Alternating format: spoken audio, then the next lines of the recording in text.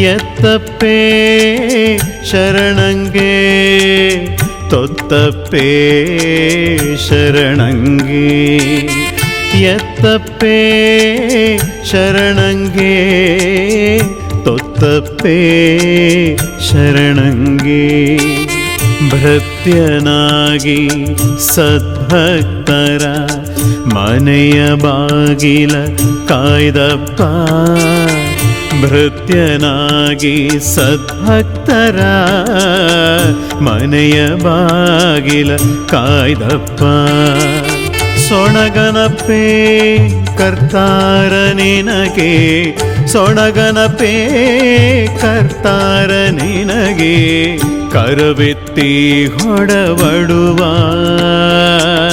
ಕರವೆತ್ತಿ ಹೊಡವಡುವ ಭಕ್ತರ ಮನೆಯ ಹಿತ್ತಲ ಬೇಲಿಯಾಗಿಪ್ಪೆನಯ್ಯ ಭಕ್ತರ ಮನೆಯ ಹಿತ್ತಲ ಬೇಲಿಯಾಗಿಪ್ಪೆನಯ್ಯ ರಾಮನಾಥ ರಾಮನಾಥ ರಾಮನಾಥ.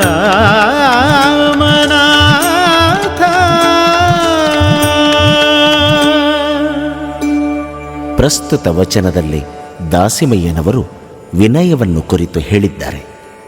ಮಾನವನು ಅಂದರೆ ದೈವ ಭಕ್ತನು ವಿನಯ ಸಂಪತ್ತನ್ನು ಸಂಪಾದಿಸಿಕೊಂಡು ಜ್ಞಾನ, ವಿದ್ಯೆ, ಧರ್ಮ, ಆಧ್ಯಾತ್ಮ ಮೊದಲಾದ ವಿಷಯಗಳ ಅರಿವನ್ನು ಮಾಡಿಕೊಳ್ಳಲು ಗುರು ಹಿರಿಯರಲ್ಲಿ ವಿನಯದಿಂದ ವರ್ತಿಸಿ ಅವರಲ್ಲಿರುವ ಒಂದೊಂದು ಅನುಭವದ ನುಡಿ ಕಲಿತು ವಿದ್ಯೆಯ ಪರ್ವತವೇ ಸಂಪಾದಿಸಬಹುದು ಎಂದು ಹೇಳುತ್ತಾ ಕಿಂಕರತ್ವದಿಂದ ಶಂಕರತ್ವ ಪ್ರಾಪ್ತಿ ಎಂಬುದನ್ನು ಅರಿತು ತಮ್ಮ ಜೀವನದಲ್ಲಿ ಅಳವಡಿಸಿಕೊಂಡು ಹಾಗೂ ಅದನ್ನು ಶಿವಭಕ್ತರಿಗಾಗಿ ಹೇಳಿದ ಉಪದೇಶಪರ ವಚನವಿದು.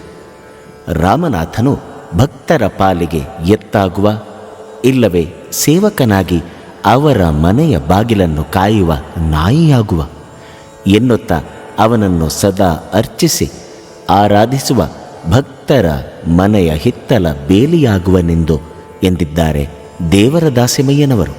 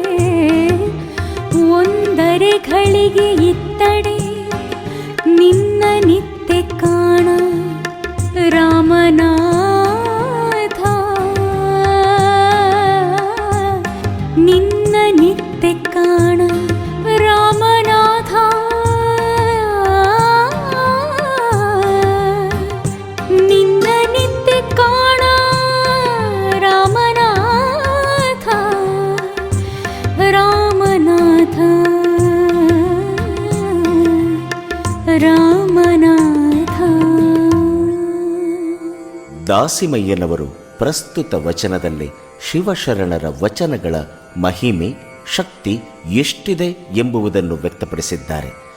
ಜೀವನವನ್ನು ಸುಂದರಗೊಳಿಸುವ ಈ ಮಾತುಗಳ ಬದಲಿಗೆ ಆನೆ ಕೊಟ್ಟರೂ ಬೇಡ, ಸಿರಿ ಸಂಪತ್ತು ಕೊಟ್ಟರೂ ಬೇಡ, ವಿಶಾಲವಾಗಿ ವ್ಯಾಪಿಸಿಕೊಂಡಿರುವ ಸಾಮ್ರಾಜ್ಯ ಕೊಟ್ಟರೂ ಬೇಡ, ನನಗೆ ಮಹಾ ಶಿವಶರಣರ ಅನುಭಾವದಿಂದ ಕೂಡಿರುವ ವಚನಗಳನ್ನು ಕೇಳುವ ಅವಕಾಶ ಅರೆಗಳಿಗೆ ಕೇಳುವ ಭಾಗ್ಯ ಸಿಕ್ಕರೆ ಸಾಕು, ಅವುಗಳಲ್ಲಿಯೇ ನಿನ್ನನ್ನು ಪ್ರತಿನಿತ್ಯ ಕಾಣುವೆ ಎಂದು ಅವರ ಮಾತುಗಳು ಆರಾಧ್ಯ ದೇವನಾದ ರಾಮನಾಥನಿಗಿಂತಲೂ ಶ್ರೇಷ್ಠತಮವಾಗಿವೆ ಎಂದಿದ್ದಾರೆ ದೇವರ ದಾಸಿಮಯ್ಯನವರು.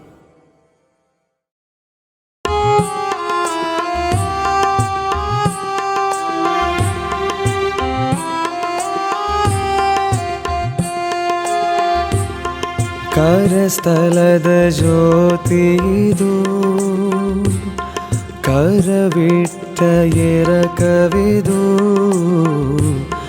ಕರಸ್ಥಲದ ಜ್ಯೋತಿದು ಕರವಿಟ್ಟ ಎರಕವಿದು,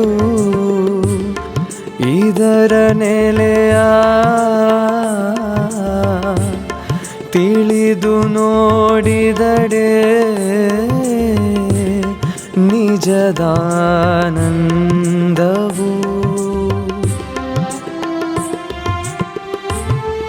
ಇದರ ನೆಲೆಯ ತಿಳಿದು ನೋಡಿದಡೆ ನಿಜದಾನಂದವು. ಹೊಲಬುದೋರದ ನಿಸ್ಸಂಗದ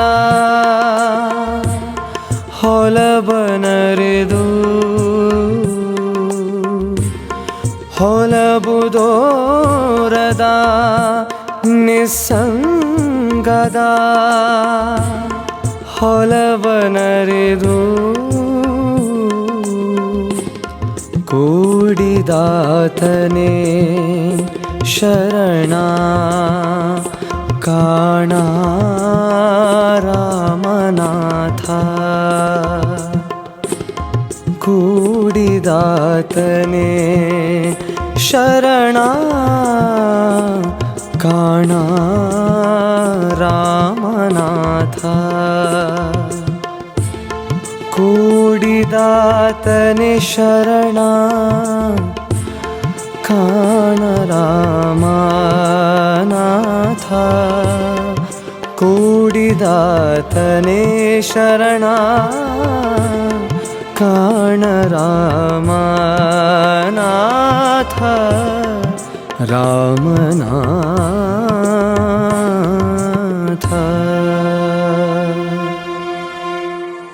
ದೇವರ ದಾಸಿಮಯ್ಯನವರು ಲಿಂಗಕ್ಕೆ ಜ್ಯೋತಿ ಎಂದು ಕರೆದಿದ್ದಾರೆ.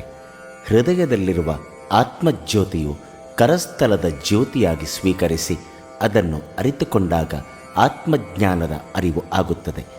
ಜ್ಯೋತಿಸ್ವರೂಪನಾದ ಆತ್ಮನ ಕುರುಹು ಲಿಂಗ. ಅದನ್ನು ಶ್ರೋತ್ರೀಯ ಬ್ರಹ್ಮನಿಷ್ಠನು ಕರುಣಿಸುವನು.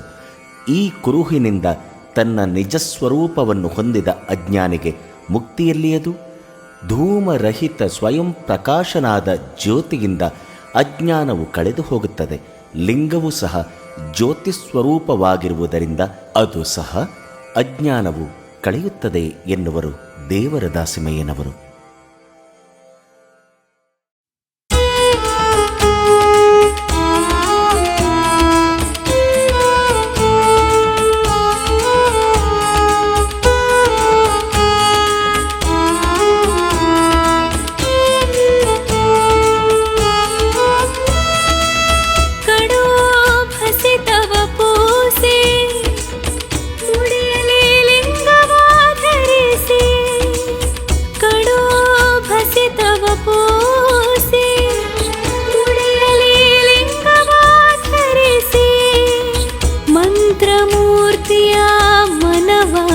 ಪೂಜಿಸಿ ಮಂತ್ರಮೂರ್ತಿಯ ಮನವಾರೆ ಪೂಜಿಸಿ ಭಕ್ತಿ ವೇಷವ ಹೊತ್ತು ಭಕ್ತನೆನಿಸಿದ ಬಳಿಕ ಭಕ್ತಿ ವೇಷವ ಹೊತ್ತು ಭಕ್ತನೆನಿಸಿದ ಬಳಿಕ ಭವೆಯ ಮನೆ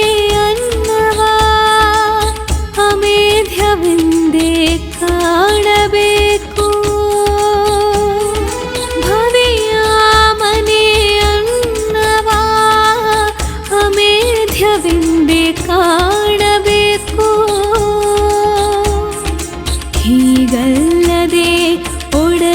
ಒಡಲಿಚ್ಛೆಗೆ ತುಡುಗಡಿನಾಯಂತೆ ಹೀಗಲ್ಲದೆ ಒಡಲಿಚ್ಛೆಗೆ ತುಡುಗಣಿನಾಯಂತೆ ಒಡಲ ಹೊರೆವವರ ಮೆಚ್ಚ ನಮ್ಮ ರಾಮನಾಥ ಒಡಲ ಹೊರೆವವರ ಮೆಚ್ಚ ನಮ್ಮ ರಾಮನಾಥ ರಾಮನಾಥ ರಾಮನಾಥ.